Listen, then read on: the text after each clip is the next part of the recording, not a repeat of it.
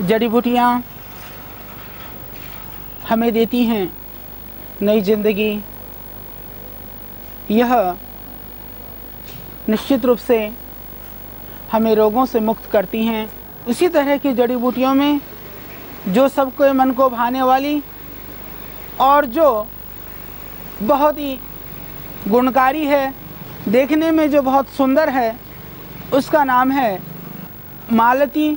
इसको हम आयुर्वेद में मधु मालती या मालती के नाम से हम जानते हैं। इसके जो औषधीय जो गुण हैं, उसके जो औषधीय प्रयोग है, उसके द्वारा आप अपने बहुत सारे रोगों को, बहुत सारी बीमारियों को भी आप ठीक कर पाएंगे।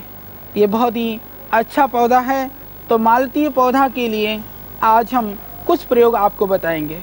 यदि आप इनके फूल और पत्तियों को मुश्किल से आपको 1 ग्राम डालना है, उबाल करके यदि काढ़ा बना करके पीते हैं तो यह आपके सर्दी जुकाम में भी उसमें 1-2 पत्ती तुलसी के मिला दें, या फिर आप 1 आध लौंग डाल करके इसको आप उबाल करके पिएं तो आप देखेंगे सर्दी जुकाम के लिए भी यह बहुत अच्छा प्रयोग है।